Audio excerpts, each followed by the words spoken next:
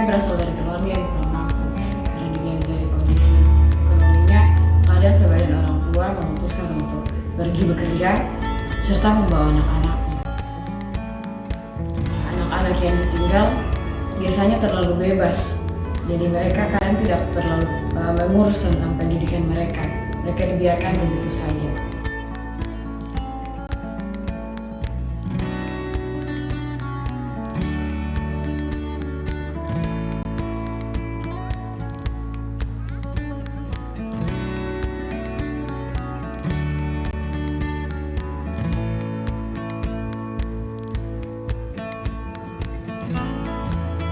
Keluarga di sana merupakan keluarga pas-pasan yang kebutuhan ekonominya belum sepenuhnya tercukupi.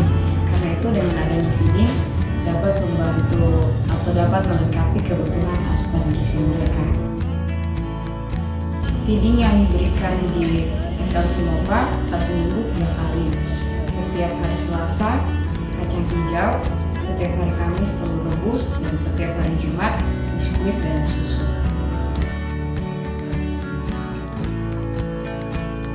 Segelas susu dan beberapa biskuit membuat mereka sangat bahagia. Terlihat dari ekspresi mereka saat menikmatinya. Mereka mendapatkan makanan tambahan bergizi seusai belajar.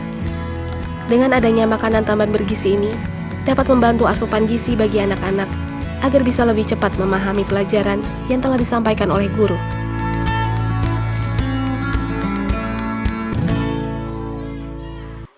Pertama kali saya datang, saya memperhatikan anak-anak ini dalam membaca, dalam berhitung, maupun dalam bersikap masih sangat kurang. Kalau dalam bersikap, biasanya mereka suka naik-naik di atas meja, suka teriak-teriak dalam kelas, suka maki-maki kadang. Dan kalaupun untuk membaca dan menulis pun begitu. Dan sekarang sudah 10 bulan, saya perhatikan ada beberapa perubahan yang mereka tunjukkan. Salah satunya dengan sikap mereka. Mungkin dengan tidak 100% naik lagi di atas meja, mungkin mereka akan naik di meja kalau kita tidak perhatikan. Dan untuk soal membaca dan menulis, ada perubahan besar, yaitu awalnya mereka yang sebelumnya belum tahu huruf, sekarang ditanya ini huruf apa, sudah bisa dijawab. Ini bacanya bagaimana, sudah bisa dijawab. Ini contohnya apa, mereka tahu. Ini bunyinya bagaimana, mereka tahu. Kemajuan pun terjadi. Sekarang, anak-anak sudah mulai mengenal huruf, membaca, menulis, dan berhitung. Perkembangan ini terjadi berkat kesabaran dari guru yang mengajar dan membimbing mereka secara kreatif dengan cara memperkenalkan huruf sambil bernyanyi. Kecerdasan anak-anak pun semakin meningkat, dan tingkah laku mereka menjadi lebih sopan. Orang tua sangat senang dengan perubahan yang terjadi. Kehadiran Tahan Pengharapan memberi perubahan yang baik dalam bidang akademik dan karakter bagi anak-anak di pedalaman Indonesia. Terima kasih kepada para donatur yang telah setia mendukung program feeding di MOPA Merauke, Papua.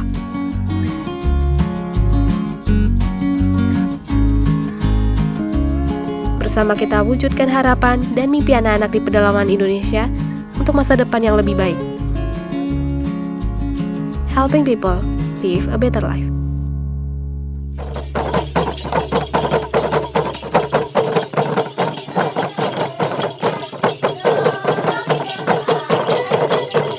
Mendapat makanan bergizi tentu harapan setiap anak.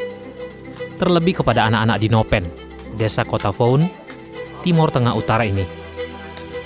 Dengan rapi mereka berbaris bergantian untuk mendapatkan makanan seusai belajar. Dengan adanya makanan bergizi ini, semangat anak-anak dipacu untuk bisa belajar dengan baik. Dengan perut yang terisi dan makanan yang bergizi, kecerdasan anak dalam menangkap pelajaran pun meningkat. Lancar membaca, menulis, dan berhitung mulai ditunjukkan oleh setiap anak yang ada di center ini. Semangat setiap anak dalam belajar membuat center ini berkembang dengan sangat baik.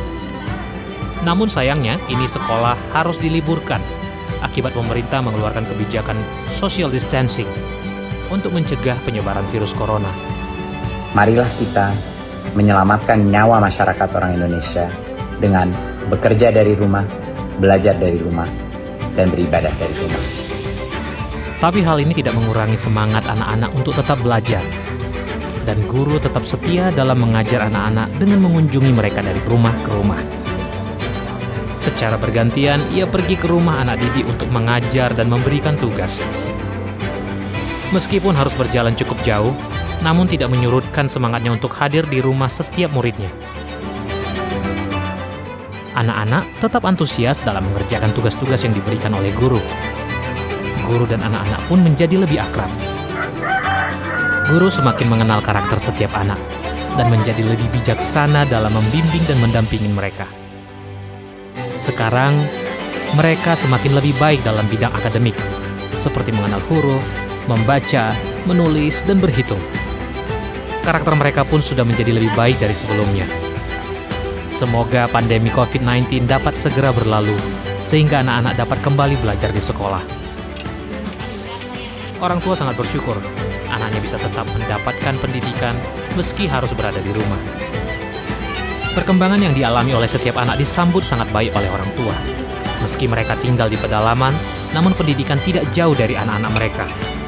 Senyum anak-anak saat makan dan juga belajar pun menjadi dorongan bagi guru Tangan Pengharapan yang ditugaskan mengajar mereka. Terima kasih kepada para partners dan donatur yang telah setia mendukung kemajuan pendidikan yang ada di FLC Nopen, NTT. Bersama kita wujudkan harapan dan mimpi anak-anak di pedalaman Indonesia untuk masa depan yang lebih baik. Helping people live a better life. Ikuti Daily Devotion setiap hari Senin sampai dengan Jumat pukul 6 pagi waktu Indonesia Barat di YouTube Henny Kristianus dan pukul 7 pagi waktu Indonesia Barat di YouTube Yohanes Kristianus. Saksikan tayangan Journey Tangan Pengharapan setiap hari Jumat pukul 7 malam waktu Indonesia Barat di YouTube Tangan Pengharapan Henny Kristianus dan di live Instagram Henny Kristianus. Pelayanan doa dan konseling atau jika Anda memiliki doa yang terjawab, Anda dapat mengirimkan permohonan doa konseling atau kesaksian atas jawaban doa Anda melalui Google Form, WhatsApp, atau email impactcommunity.id@gmail.com. Mari bergabung dalam ibadah online Impact Community Indonesia besok hari Minggu pukul 10 pagi waktu Indonesia Barat. Ibadah disertai dengan perjamuan kudus di YouTube Henny Kristianus dan juga live Instagram Yohanes Kristianus dan Henny Kristianus. Mari bergabung dalam ibadah online Impact Community Indonesia hari Sabtu depan pukul 6 sore waktu Indonesia Barat dan hari Minggu pukul 10 pagi waktu Indonesia Barat di YouTube Henny Kristianus dan juga live Instagram Yohanes Kristianus dan Henny Kristianus. Tangan Pengharapan membuat merchandise positif PYTP dan batik Tangan Pengharapan untuk menolong pendidikan anak-anak pedalaman Indonesia. Pembelian dapat dilakukan di online store Tangan Pengharapan, di Tokopedia, Shopee, dan WhatsApp merchandise Tangan Pengharapan di 0813 11005568. Bagi Bapak dan Ibu yang diberkati Impact Community, ingin memberikan persembahan atau donasi dapat disalurkan ke rekening Bank Yayasan Tangan Pengharapan dan QR Code BCA Mobile, GoPay, OVO, Dana, Shopee, dan link aja.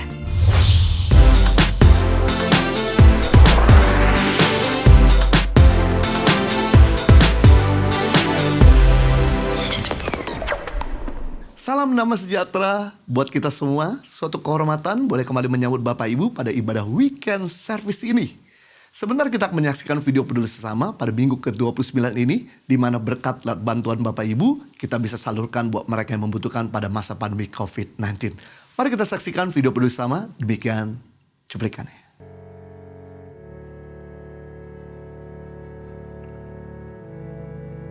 Saya dulu itu kerja di perumahan di Bogor Baru. Cuman kata yang kerja udah aja kamu berhenti aja dulu, katanya keadaannya gini gitu. Makanya saya sekarang lari ke bangunan. Alhamdulillah sebelum COVID itu kerja hampir tiap hari. Biasanya saya kerja bisa bulan, tapi sekarang nggak ada gitu. Saya di rumah aja sekarang juga. Jadi istri aja sekarang yang kerja gitu. Jadi gantian kadang-kadang. Rumah tapi tetap aja ya Pak, pendapatannya kurang juga. Ya kadang kalau dapat 6.000 doang, buat bensin doang, buat dapur nggak ada. Gimana ya keadaan sehari-hari ini? Ya kami hanya berserah kepada Tuhan aja lah. Secara manusia kayaknya nggak bisa makan, ya nggak ada penghasilan. Saya nggak mungkin bisa kerja. Saya kan jaga bapaknya. Memang anakku kerja, yang satu karena pandemi ini gajinya dikurangi lebih 50%, ya kan? Terus kata dia, mama aku nggak bantu dulu ya.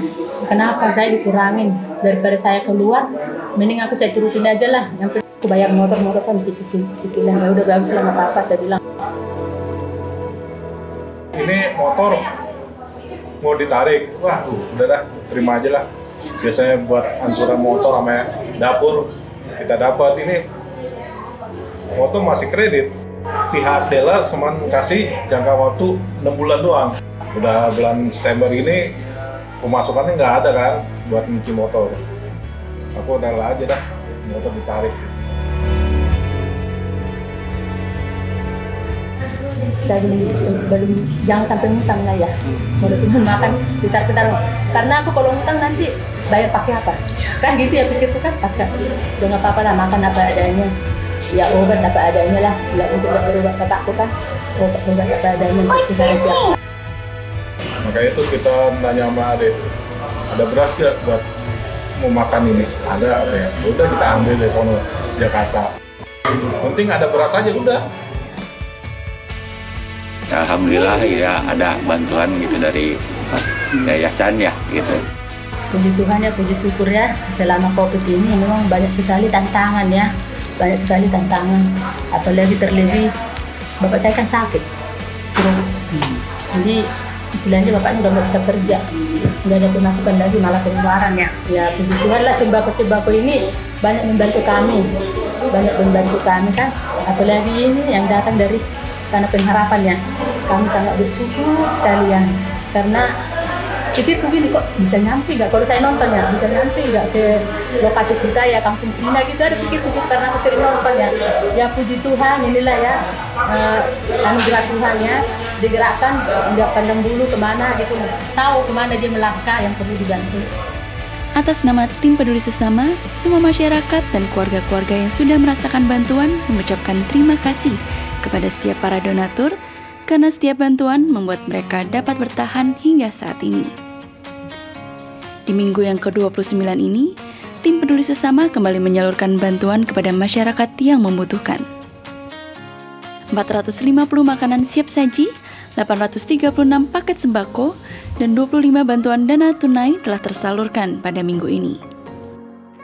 Total bantuan yang telah disalurkan sampai pada minggu ke-29 ini sebanyak 3.492 APD yang disalurkan ke rumah sakit dan puskesmas, 7.733 paket makanan siap saji beserta sarung, lotion anti nyamuk dan masker, 19.833 paket sembako, dan bantuan dana tunai kepada 1.228 kepala keluarga yang membutuhkan.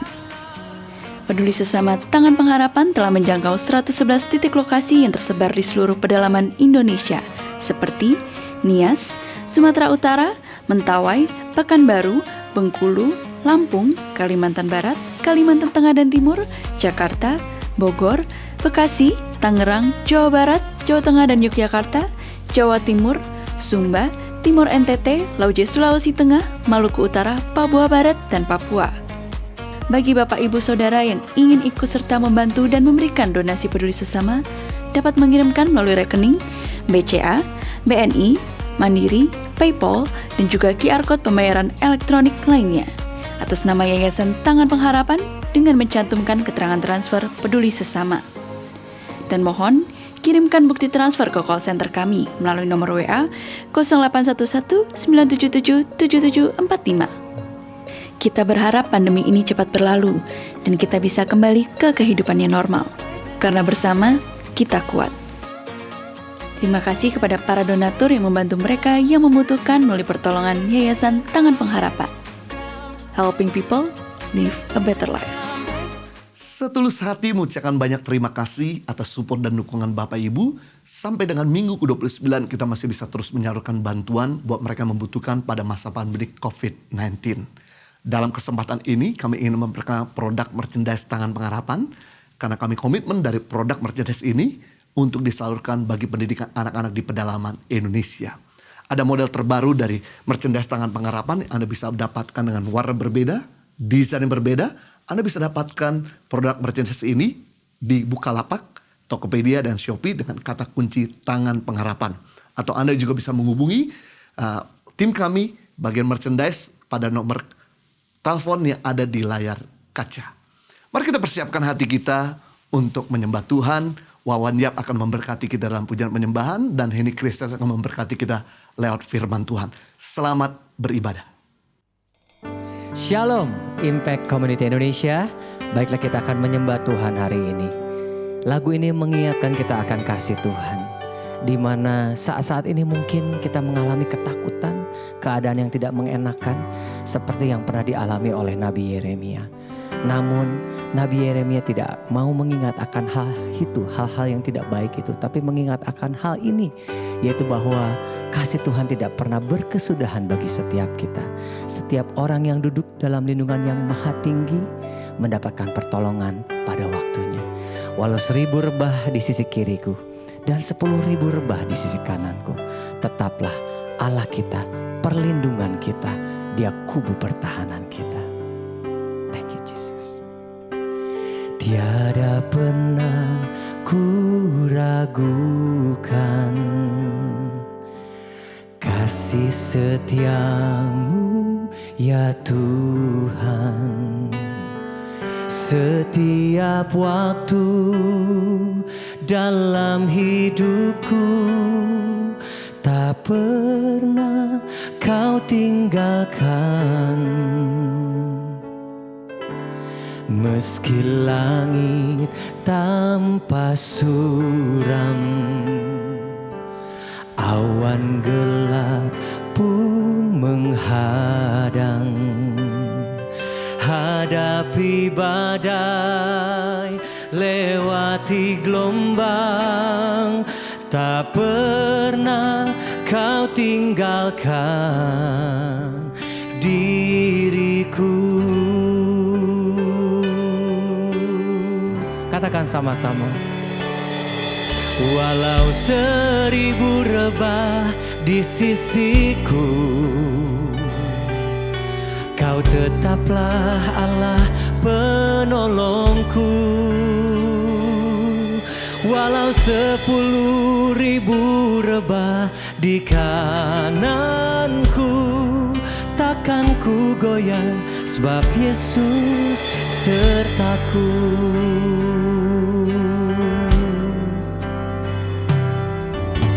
Tiada pernah ku ragukan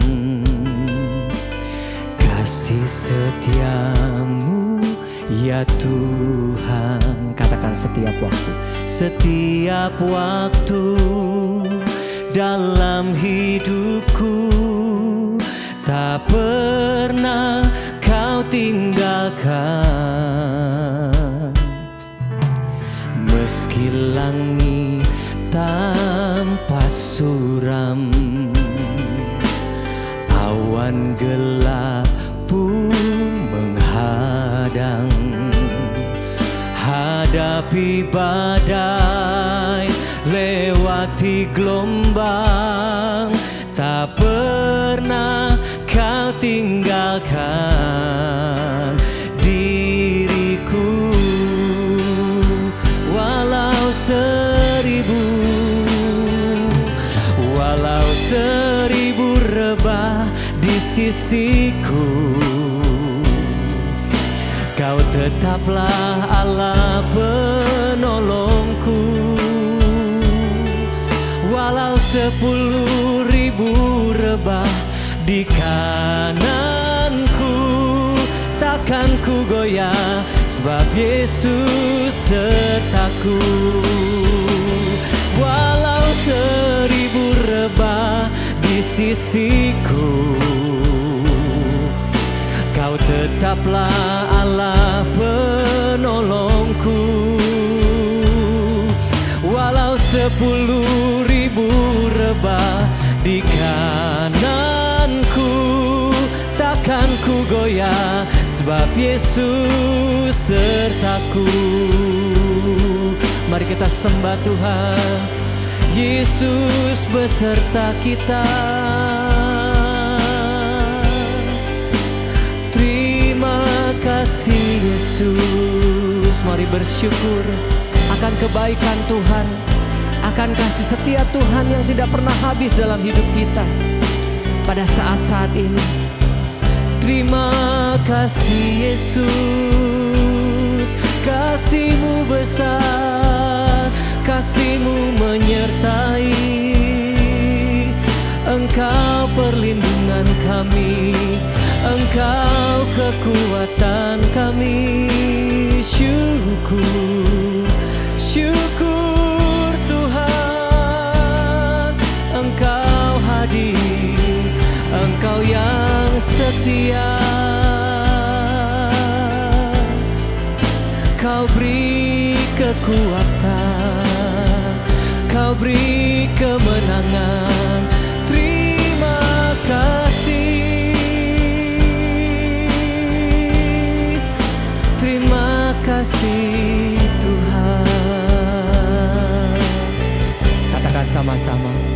Ku yakin Kau hadir di sini. Ku rasakan kuasa yang tak terbatas. Ku yakin Kau nyata di sini. Kemenangan terjadi di sini. Ku yakin Kau hadir di sini. Amin Tuhan. Ku rasakan kuasa yang tak terbatas. Ku yakin Kau nyata di sini. Katakan kemenangan, kemenangan terjadi di sini. Amin. Katakan ku yakin Kau hadir di sini. Ku rasakan ya Yesus, kuasa yang tak terbatas. Ku yakin Kau nyata di sini. Kemenangan terjadi di sini. Kesembuhan, kesembuhan terjadi di sini. Katakan kelepasan, kelepasan terjadi di sini. Terima kasih Yesus.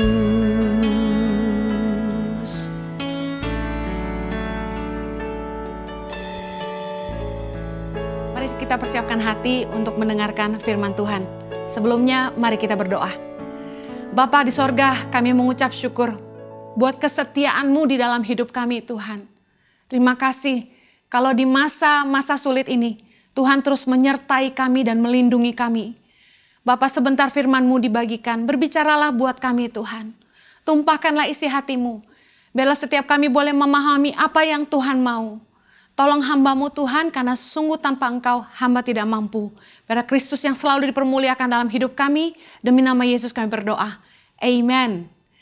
Mengasihi orang yang berbeda. Roma 13 ayat 8-9.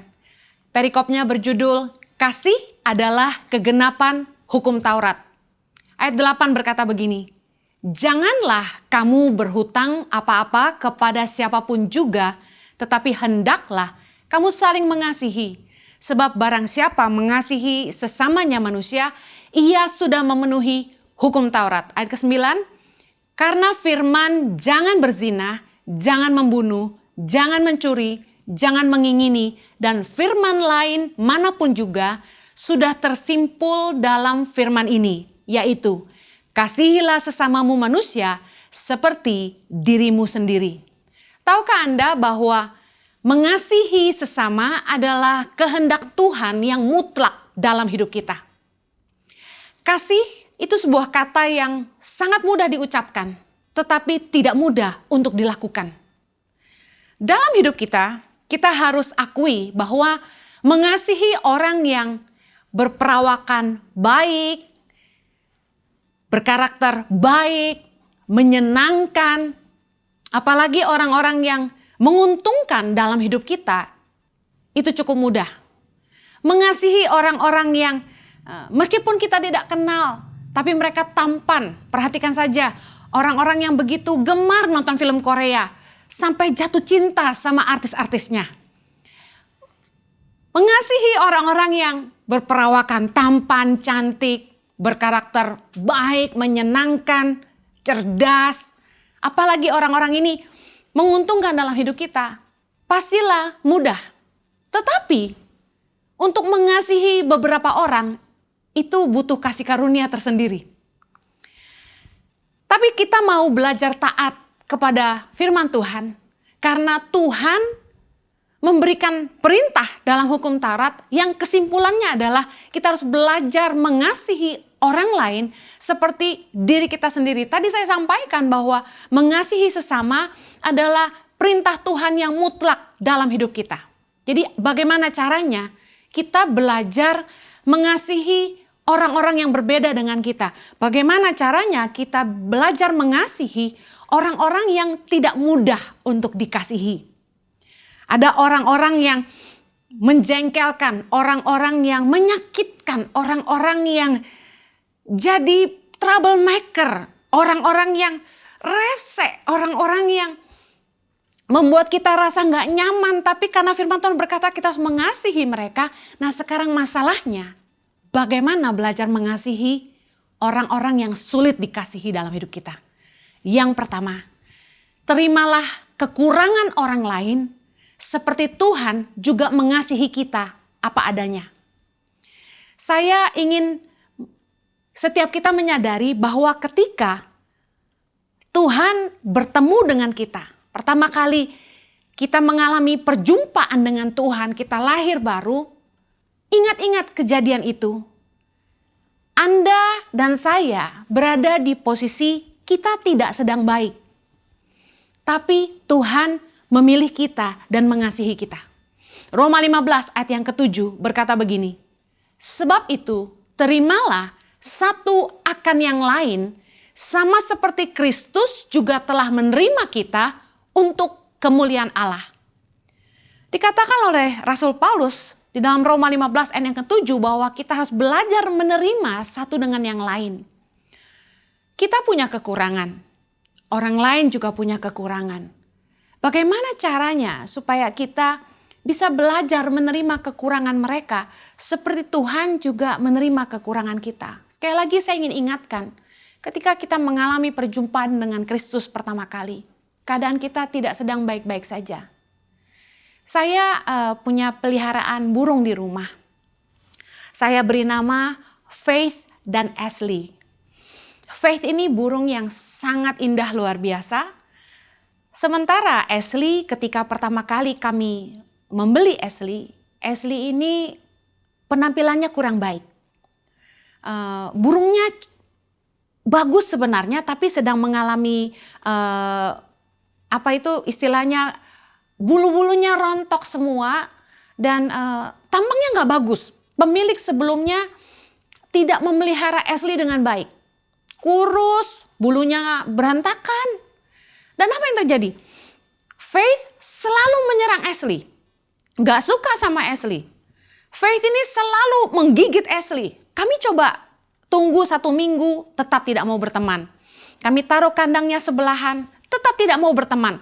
Kami tunggu 2 minggu, tetap tidak mau berteman. Kami tunggu 1 bulan, tetap tidak mau berteman juga. Setelah 3 bulan kemudian, kami coba lepaskan Ashley supaya bisa jadi satu kandang dengan Faith. Apa yang terjadi?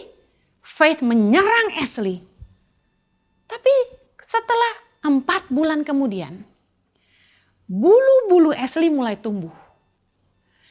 Ashley mulai tampak begitu cantik. Ya, Faith ini jantan, Ashley ini betina. Bulu-bulu Ashley mulai kelihatan begitu cantik. Dan apa yang terjadi? Sekarang mereka akrab sekali, suka bercanda. Dan kelihatan sekali Faith mulai menyukai Ashley. Dalam hidup kita juga sama. Kita cenderung suka sama orang yang menurut kita cantik, ganteng, punya kelebihan. Tapi tidak setiap kita bisa menerima orang-orang yang kelihatannya kurang baik. Saya ingin mengingatkan bahwa Tuhan itu mengasihi kita ketika kita tuh masih berdosa. Roma 5 ayat yang ke-8 berkata begini. Akan tetapi Allah menunjukkan kasih-Nya kepada kita oleh karena Kristus telah mati untuk kita ketika kita masih berdosa. Mari kita bacakan sekali lagi dengan seksama. Dikatakan, tetapi Allah menunjukkan kasih-Nya kepada kita oleh karena Kristus telah mati untuk kita ketika kita masih berdosa. Tuhan itu mengasihi kita ketika keadaan kita sedang buruk, keadaan kita sedang tidak baik.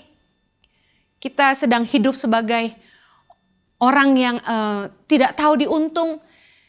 Kita hidup seperti sampah, kita menyia-nyiakan hidup kita. Kita tidak tahu bersyukur. Tapi luar biasanya Tuhan tetap mengasihi kita. Bahkan dikatakan Dia menunjukkan kasih-Nya kepada kita ketika kita masih berdosa.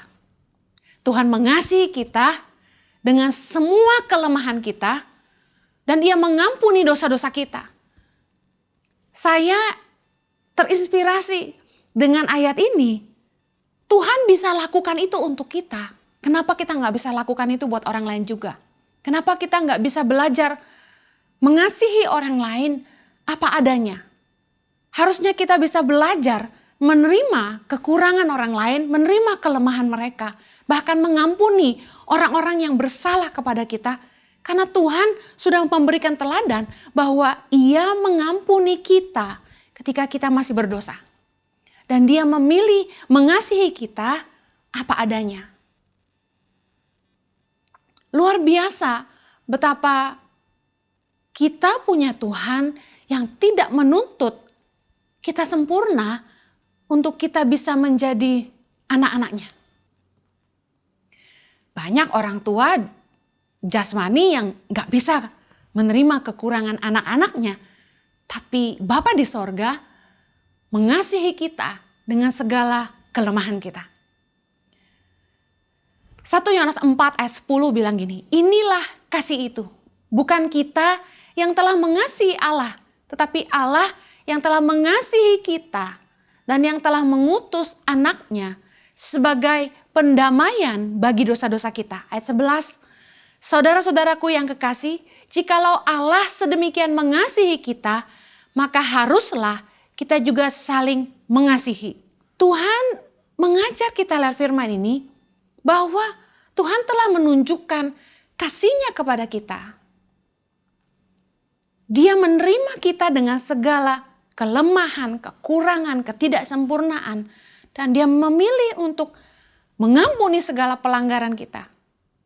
Sebagai sebuah contoh bahwa kita juga harusnya bisa mengasihi orang lain dengan segala kelemahan mereka, dengan segala kekurangan mereka. Dan belajar mengampuni orang-orang yang bersalah kepada kita. Dalam beberapa khotbah saya mengingatkan bahwa ketika ada orang yang dating dan memutuskan untuk menikah, mereka harus buka mata mereka lebar-lebar dan harus mengerti sungguh-sungguh siapa orang yang akan mereka nikahi. Mereka harus tidak hanya menghargai dan menerima kelebihan orang itu, tapi mereka harus juga bisa belajar menerima kekurangan orang itu. Dan kalau memang mereka sungguh-sungguh mengasihi orang itu, kasih itu menutupi banyak sekali pelanggaran. Kasih membuat kita mampu menerima kekurangan pasangan kita. Kasih membuat kita tidak hanya menghargai kelebihan orang, tapi kasih membuat kita bisa menerima kekurangan mereka juga. Saya bersyukur karena Tuhan telah menunjukkan teladan bahwa ketika Tuhan memilih untuk mengasihi kita dan mengampuni segala dosa-dosa kita melalui penebusan karya Kristus di kayu salib. Kita hari ini harus bisa bercermin dan berkata kepada diri sendiri, dosa lu yang banyak aja Tuhan bisa ampuni. Kamu yang kotor, penuh dengan dosa, Tuhan bisa terima dan Tuhan bisa mengasihi kita. Kenapa kita nggak bisa terima kekurangan orang lain juga? permasalahan dalam pernikahan seringkali saya temukan bukanlah karena perbedaan sebenarnya. Tapi karena kita nggak bisa menghargai orang yang kita kasihi dan menerima kelebihan dan kekurangannya di saat yang sama. 1 Yohanes 4 ayat 20-21 berkata, "Jikalau seorang berkata, aku mengasihi Allah dan ia membenci saudaranya, maka ia adalah pendusta. Karena barang siapa tidak mengasihi saudaranya yang dilihatnya, tidak mungkin mengasihi Allah yang tidak dilihatnya." Ayat 21, "Dan perintah ini kita terima dari Dia, barang siapa mengasihi Allah, ia juga harus mengasihi saudaranya." Firman Tuhan berkata gini, kalau kita nggak bisa mengasihi orang yang kelihatan, kita nggak mungkin bisa mengasihi Tuhan yang tidak kelihatan. Omong kosong. Jadi bagaimana kita membuktikan bahwa kita mengasihi Allah? Yaitu dengan mengasihi sesama kita. Nggak mudah untuk mengasihi semua orang, tapi Tuhan mau mengingatkan kita kalau Tuhan saja bisa menerima kekurangan kita dan mengampuni dosa-dosa kita, seharusnya kita juga bisa belajar mengasihi orang lain juga. Yang kedua, bagaimana kita belajar mengasihi orang yang berbeda dengan kita? Bagaimana kita belajar mengasihi orang-orang yang sulit dikasihi dalam hidup kita? Yang kedua, hargailah perbedaan. Tuhan itu menciptakan setiap orang unik dan berbeda. Nggak ada satu orang pun yang sama. Kisah Rasul 10 ayat 34 berkata begini, "Lalu mulailah Petrus berbicara," katanya, "Sesungguhnya aku telah mengerti bahwa Allah tidak membedakan orang. Setiap orang dari bangsa manapun yang takut akan Dia dan yang mengamalkan kebenaran berkenan kepadanya." Tuhan kita adalah Tuhan yang tidak membeda-bedakan orang. Bahkan dalam Yakobus dikatakan iman itu tidak bisa diamalkan dengan memandang muka.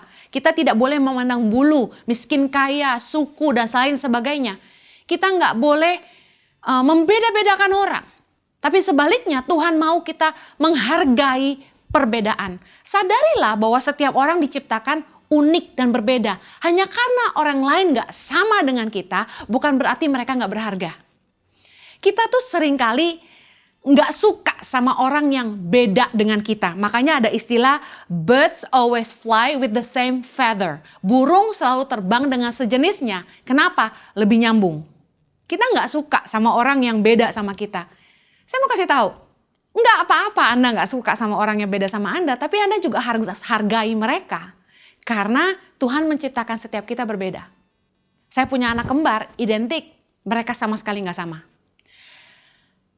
Orang yang sombong itu merasa dirinya lebih baik dari orang lain. Amsal 11 ayat yang kedua. "Jikalau keangkuhan tiba, tiba juga cemooh.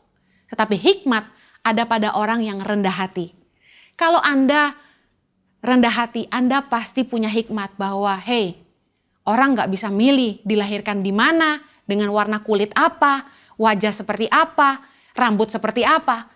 Setiap orang tuh gak bisa milih lahir ke dunia ini dengan sosok hitam, putih, kuning, coklat. Gak bisa milih. Tapi herannya kita gak beda-bedain orang. Ketika keangkuhan tiba, tiba juga cemooh. Artinya apa? Seringkali itu kita mencemooh orang lain karena kita melihat kita lebih baik dari mereka. Contoh, yang putih merasa yang hitam jelek. Padahal ketika kita merendahkan orang lain, tahukah Anda, kita sedang merendahkan pencipta mereka. Belajarlah menghargai semua orang. Jangan pernah merendahkan orang. Amsal 17 ayat yang kelima berkata begini, "Siapa mengolok-ngolok orang miskin, menghina penciptanya. Siapa gembira karena suatu kecelakaan tidak akan luput dari hukuman." Amsal 14 ayat 31 berkata, "Siapa menindas orang yang lemah, menghina penciptanya. Tetapi siapa menaruh belas kasihan kepada orang miskin, memuliakan dia." Waktu saya masih kecil, saya pernah dibully. Saya lahir dengan kulit yang tidak terbilang putih. Kalau saya boleh bilang kuning langsat lah ya. Nggak putih-putih banget, kuning langsat. Tapi kulit saya ini punya kecenderungan cepat sekali berubah warna jadi coklat sawo matang ketika saya banyak berjemur, ya, suntan. Ketika orang putih pengen jadi coklat ya, untuk tan, mereka pakai krim. Kalau saya nggak usah. Cukup berjemur, langsung santan. Nah, tapi karena saya lahir di keluarga keturunan Tionghoa, saya tampak paling hitam di antara semua. Mereka sering mengolok-olok saya dengan sebutan yang tidak pantas menurut saya. Bahkan ada yang mengatakan bahwa saya anak pribumi dan lain sebagainya. Saya sama sekali tidak pernah membeda-bedakan ras. Bagi saya mau Tionghoa, mau pribumi, kita sama-sama lahir di bumi Indonesia dan kita bangsa Indonesia.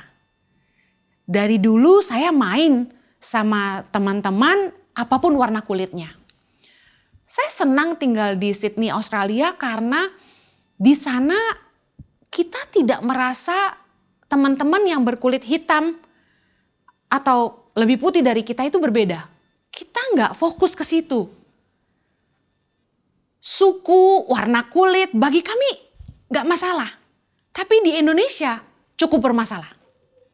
Betapa orang-orang berkulit putih merasa punya posisi lebih tinggi. Kita harus belajar satu hal ini.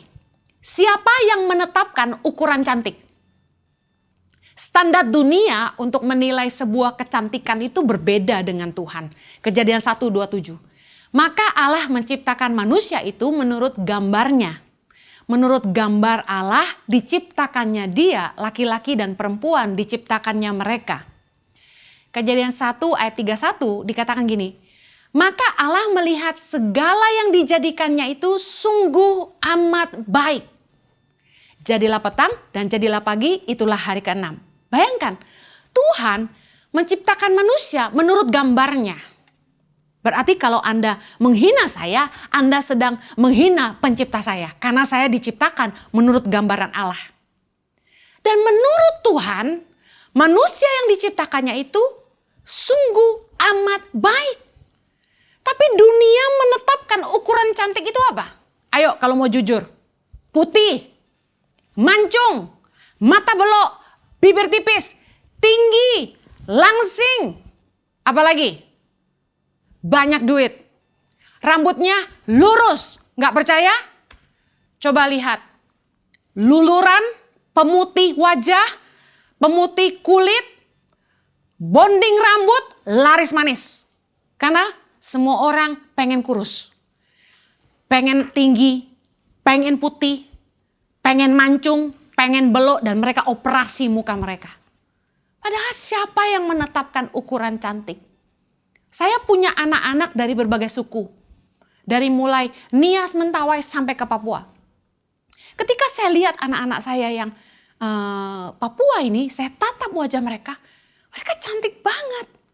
Bulu matanya lentik. Nggak usah disambung-sambung kayak ibu-ibu zaman now. Hidung mereka mancung. Matanya belok. Bibir relatif, ada yang tipis, ada yang tebal.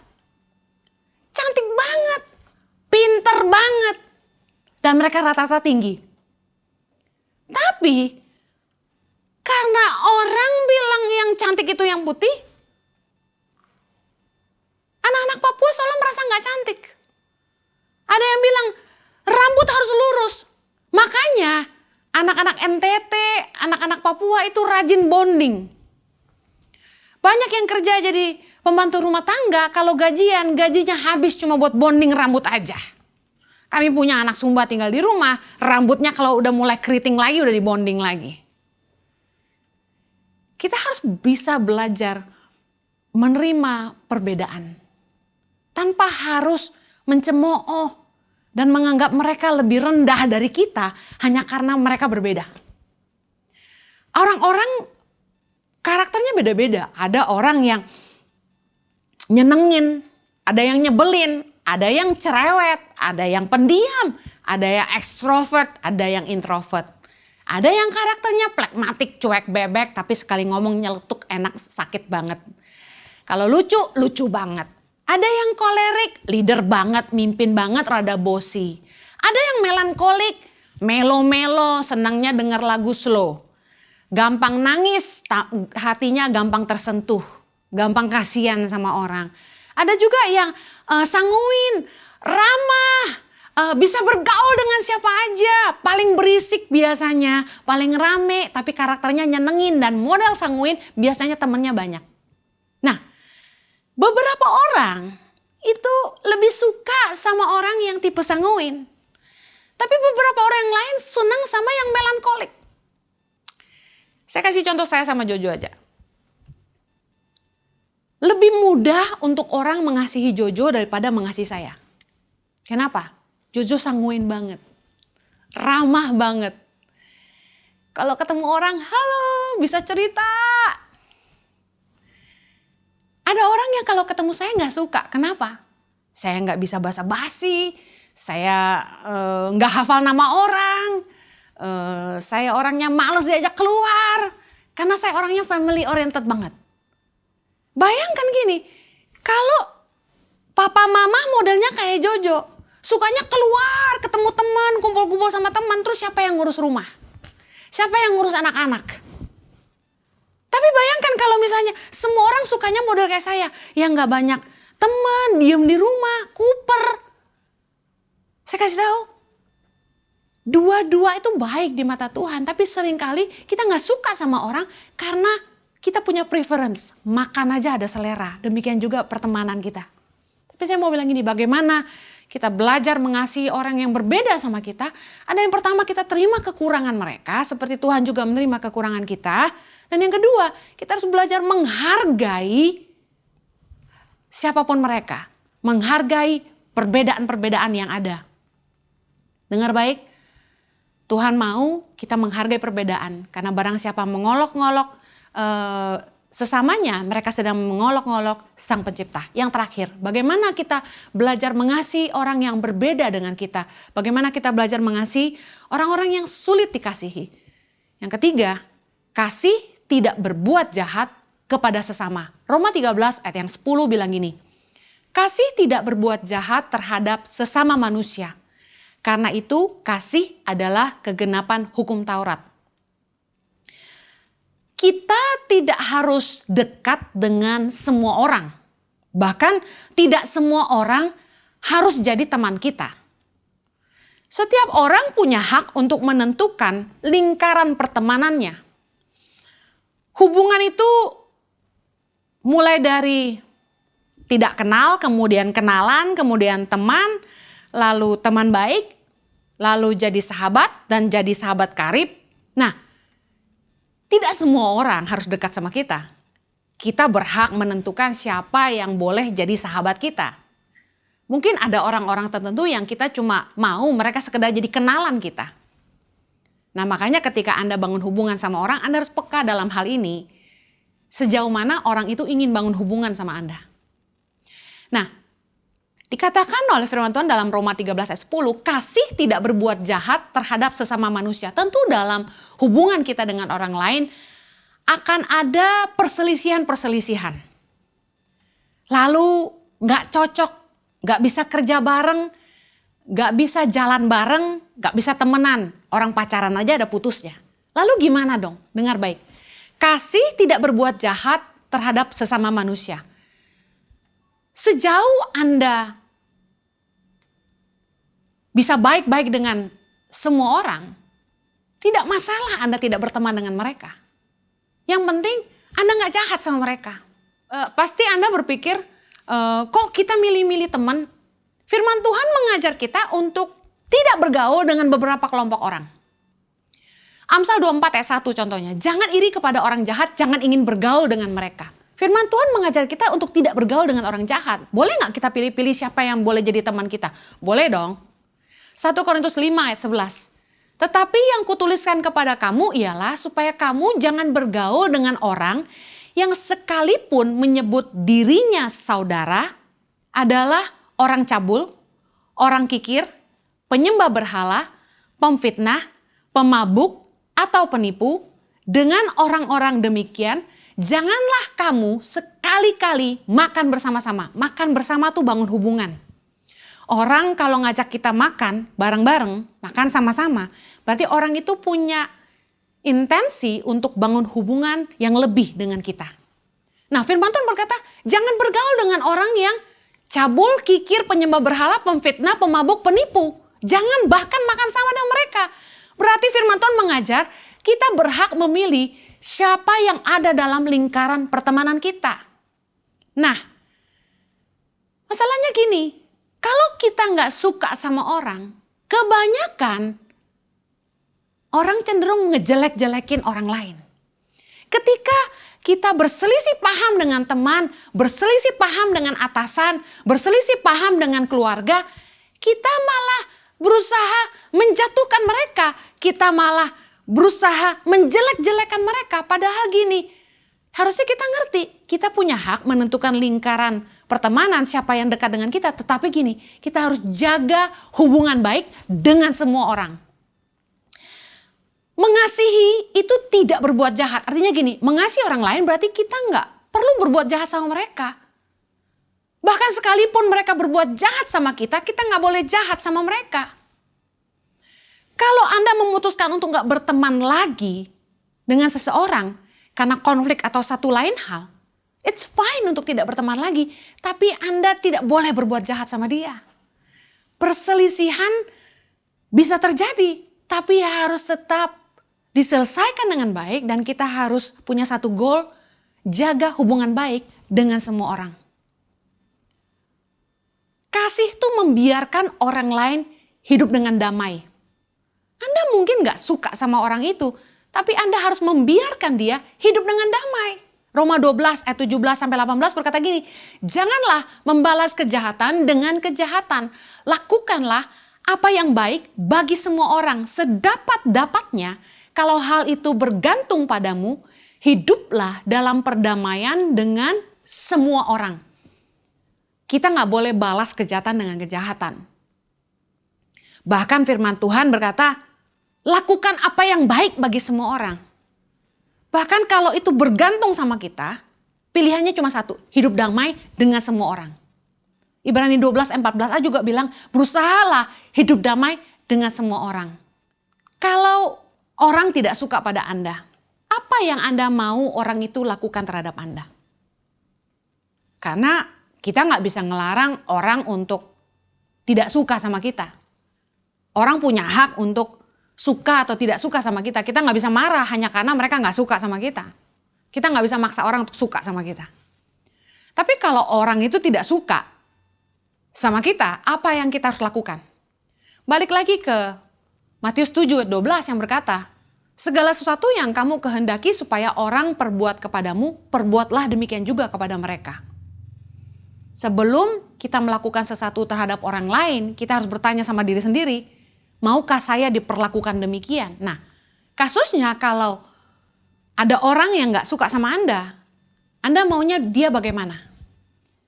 Kalau saya akan memilih gini, oke, kamu boleh gak suka sama saya, tapi paling enggak, jangan ganggu saya. Mari jalani hidup masing-masing. Jangan saling mengganggu.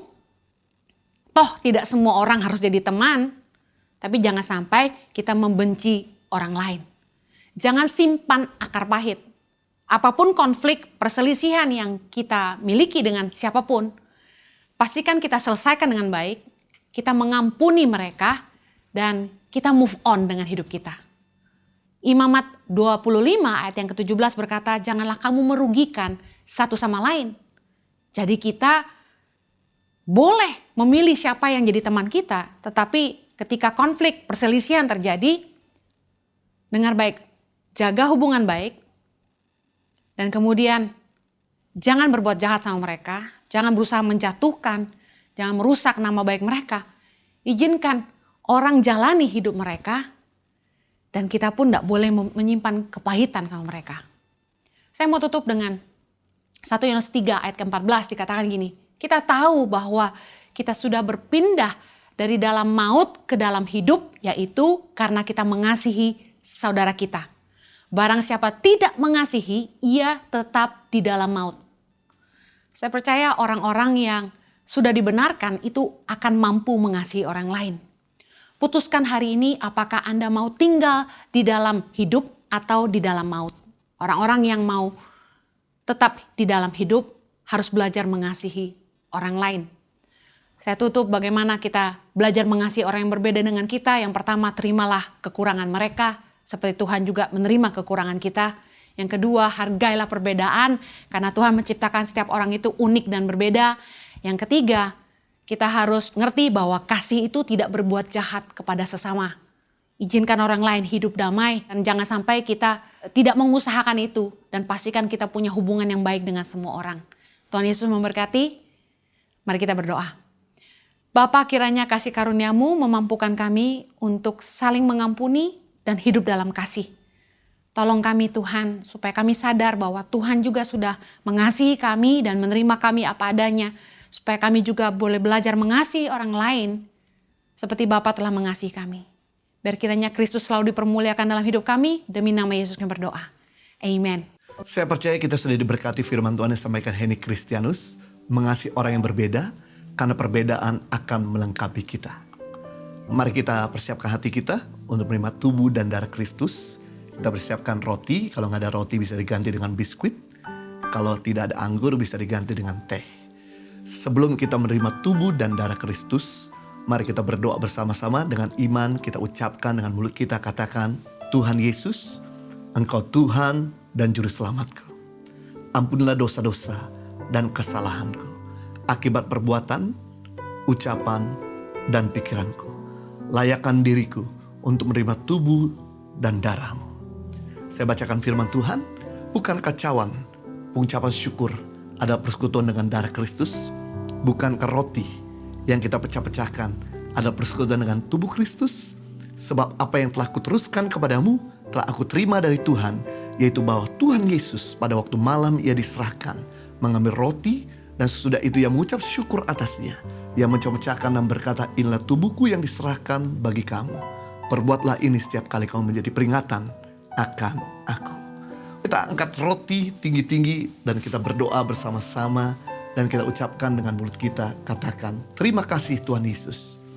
Engkau sudah menebus kami dan membawa kami kepada terang-Mu yang ajaib, yang menjadikanku warga kerajaan Allah dan berhak menerima segala janji dan berkat-berkat Tuhan. Katakan, terima kasih Tuhan Yesus, karena melalui tubuh-Mu yang terpecah, mengubah sifat dan karakterku. Katakan, hidupku, keluargaku, perkataanku, dan masa depanku diperbaharui. Aku dibebaskan dari segala malapetaka dan mara bahaya. Di dalam nama Tuhan Yesus, melihat tubuh Kristus yang terpecah, mari kita makan bersama-sama dengan ucapan syukur di dalam nama Tuhan Yesus.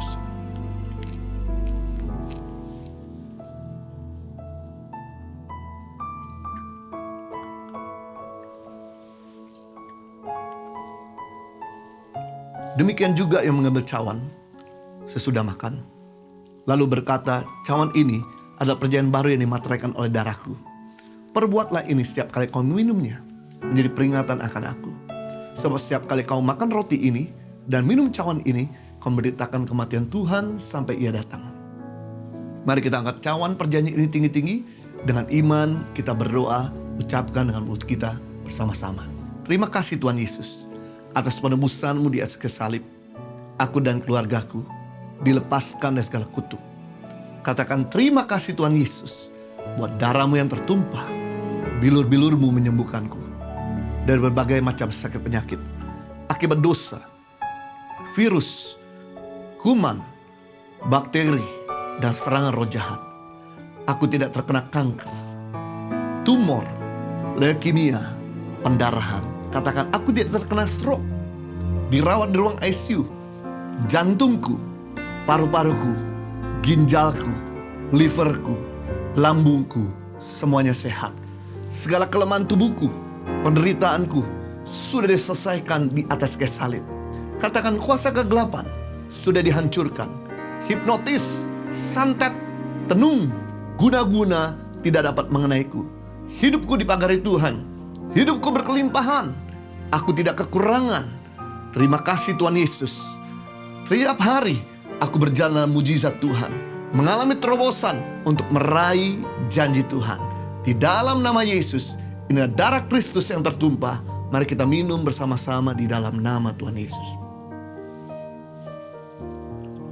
Kami bersyukur untuk darah-Mu yang telah menebus dosa kami.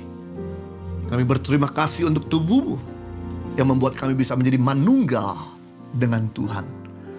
Terima kasih untuk pengorbanan-Mu yang telah Kau berikan buat kami, sehingga memperbaharui, melayakkan kami untuk berjalan bersama dengan Engkau dan meraih janji-janji-Mu.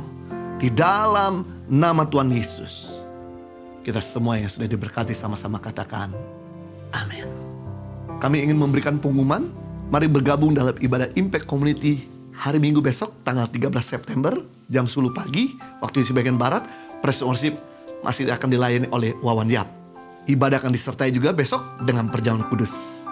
Mari bergabung juga dalam ibadah Impact Community Sabtu depan tanggal 19 September jam 6 sore waktu Indonesia bagian Barat. Dan hari Minggu depan tanggal 20 September jam 10 pagi waktu Indonesia bagian Barat, Praise Worship akan dilayani oleh Fiona Pais. Bagi Bapak Ibu dan Saudara yang diberkati lewat ibadah Impact Community, dan bagi Bapak Ibu yang rindu untuk memberkati pelayanan anak-anak di Pedalang Indonesia dalam pendidikan dan makan bergizi, Anda bisa menyalurkan persembahan dan donasi Bapak Ibu pada nomor rekening yang ada di layar kaca.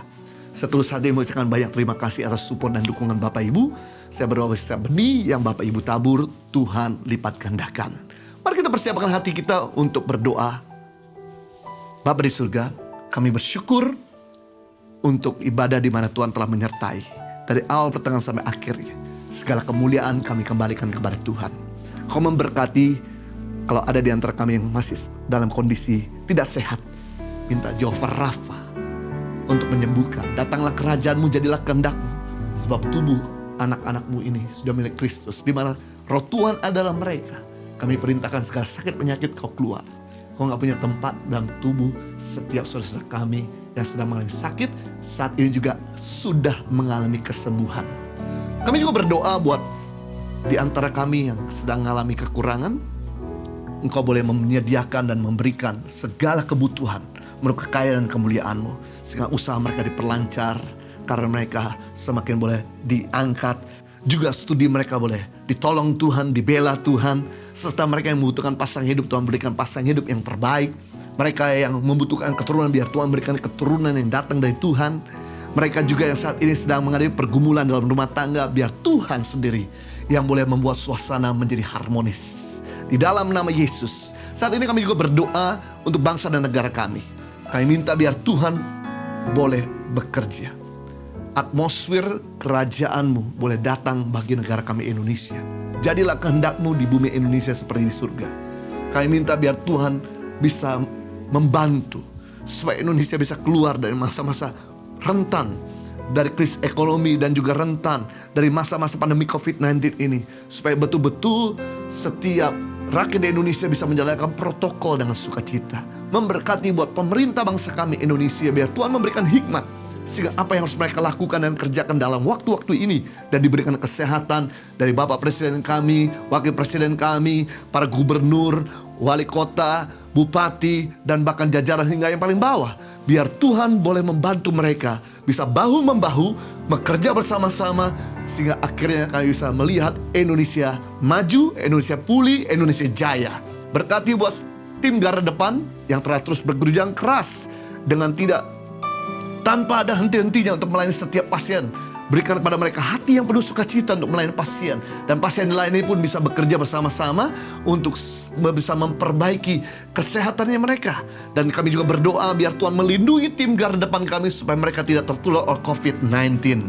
Terima kasih juga buat setiap partner dari Tangan Pengharapan dan Impact Community yang telah menyalurkan donasi persembahan.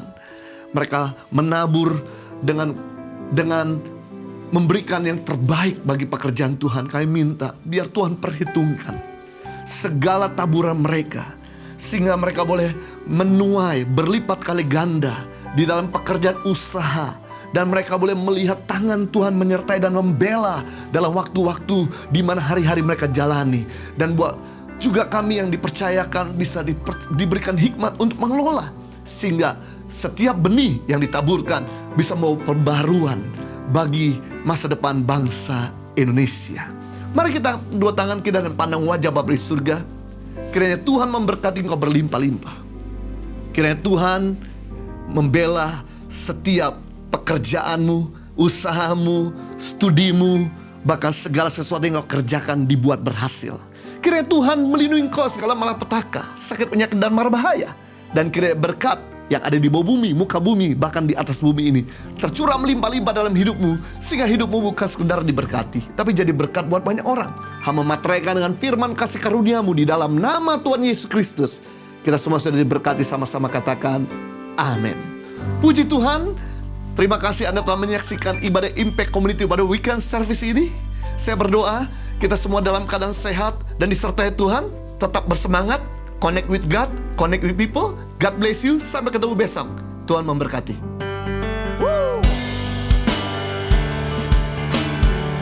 Katakan, tiada pernah berkesudahan, tiada berkesudahan. Kasih setiamu Tuhan, selalu baru rahmat-Mu bagiku. Hari-hari, hari berganti hari, tetap kulihat kasih-Mu tak pernah berakhir di hidupku.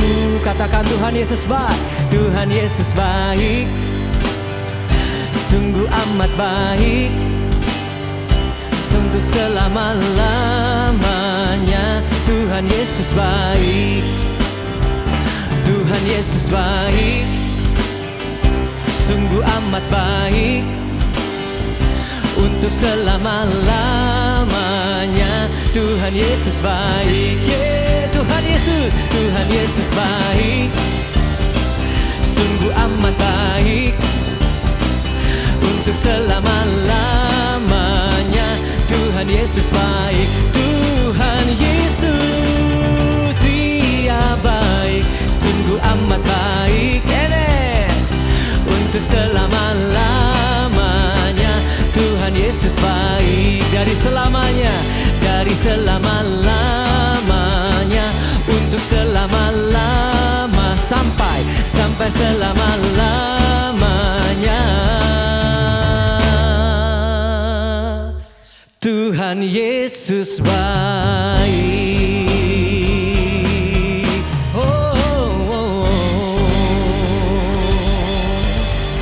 Haleluya.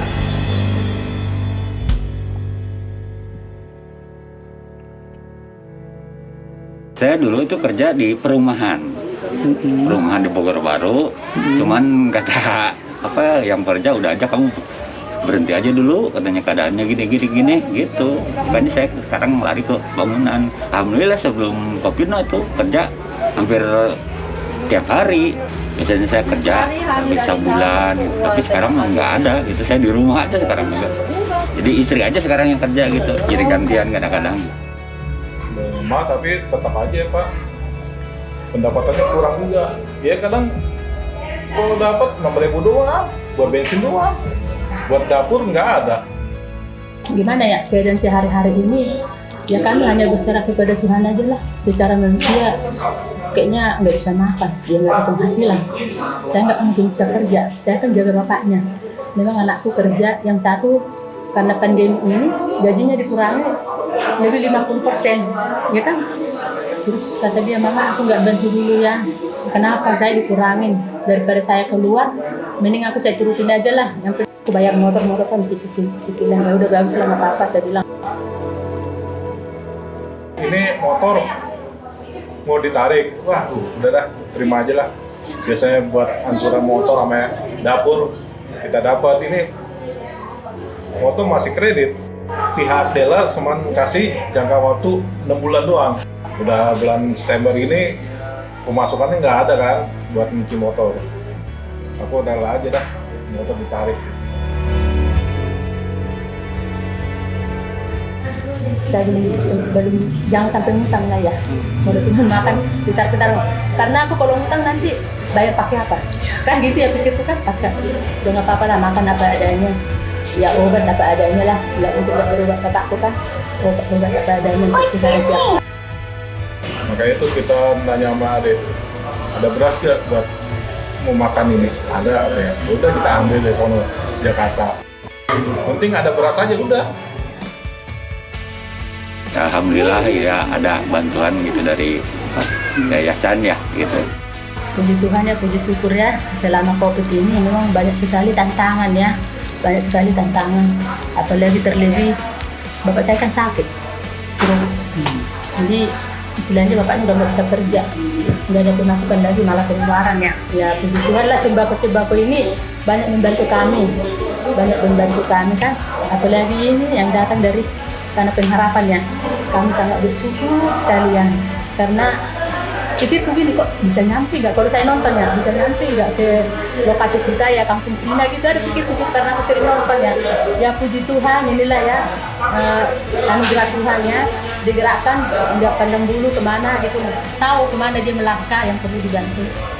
Atas nama Tim Peduli Sesama, semua masyarakat dan keluarga-keluarga yang sudah merasakan bantuan mengucapkan terima kasih kepada setiap para donatur, karena setiap bantuan membuat mereka dapat bertahan hingga saat ini. Di minggu yang ke-29 ini, Tim Peduli Sesama kembali menyalurkan bantuan kepada masyarakat yang membutuhkan. 450 makanan siap saji, 836 paket sembako, dan 25 bantuan dana tunai telah tersalurkan pada minggu ini.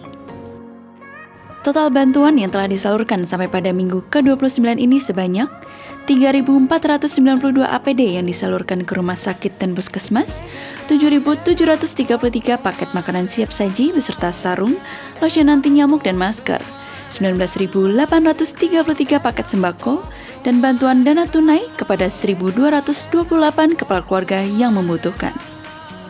Peduli Sesama Tangan Pengharapan telah menjangkau 111 titik lokasi yang tersebar di seluruh pedalaman Indonesia, seperti Nias, Sumatera Utara, Mentawai, Pekanbaru, Bengkulu, Lampung, Kalimantan Barat, Kalimantan Tengah dan Timur, Jakarta, Bogor, Bekasi, Tangerang, Jawa Barat, Jawa Tengah dan Yogyakarta, Jawa Timur, Sumba, Timur NTT, Lauja Sulawesi Tengah, Maluku Utara, Papua Barat, dan Papua.